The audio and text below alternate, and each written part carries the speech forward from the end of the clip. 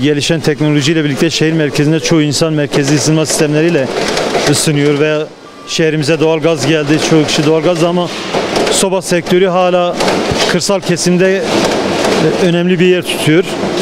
Bizler üretimimizi Ağrı merkez ilçeleri ve bölge illerine gönderiyoruz genelde. Yaklaşık 2 aydan beridir sevkiyatlarımız başladı. Şu anda da havaların iyice soğumasıyla satışlar başladı. Biz hemen hemen toptan verdiğimiz için bizim sezonumuza az bir süre kaldı. Dağıtımlarla uğraşıyoruz. Ağrı'da yaklaşık diyebilirim şehir merkezinin %90 soba ihtiyacını karşılıyoruz. Yılın her döneminde oluyor. Özellikle yaylacılar yazın çok tercih ediyorlar. Çünkü dışarıda yani ısınma olsun ya da yemek, su ihtiyaçlarını hep sobadan karşılıyorlar. Sonbaharda genelde kırsal kesimdeki insanlar alıyor. Böyle iyice soğuklar bastırmadan ellerindeki tezek olsun, başka tür yakacakları değerlendirmek için bu sobaları kullanıyorlar. Çetin bir kış geçiyor. Bir soba yetmiyor bazı evlere. İkinci bir sobayı tercih ediyor, odalarda yakıyorlar. Bizim yaptığımız sobaları da uygun olmasından dolayı bunları tercih ediyorlar yani. Şimdi vatandaşımız bizim sobalarda tezek yakıyor. Kış bastırmadan önce fazla kömür yakmamak için, kömür de pahalı. İnsanlar ekonomik açıdan herkes zorluk çekiyor bu dönemde. Bu açıdan daha tasarruflu olması için teze yakıyorlar ve odun sobalarına yakıyorlar. Bizim sobalarımızı bu yönde tercih ediyorlar. Daha tasarruflu olduğu için. 8 kişi çalışıyoruz. Ağrı'nın çevre illeri Iğdır, Van, Muş, Bitlis, Hakkari'nin belli bir bölümüne kadar dağıtıyoruz.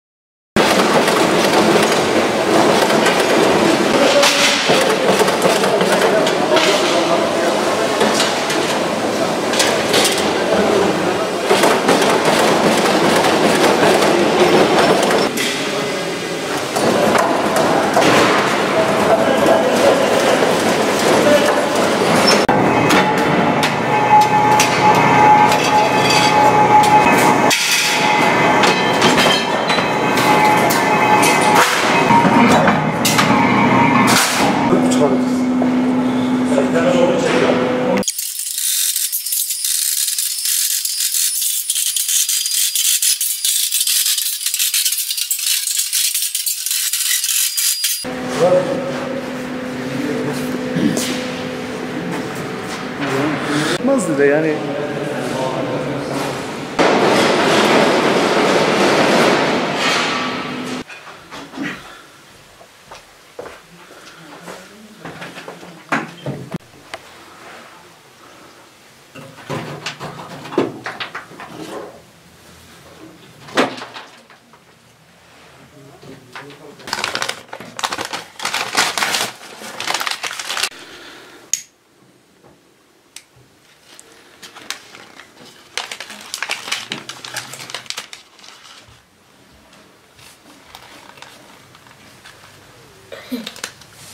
Kömür pahalı bildiğiniz gibi.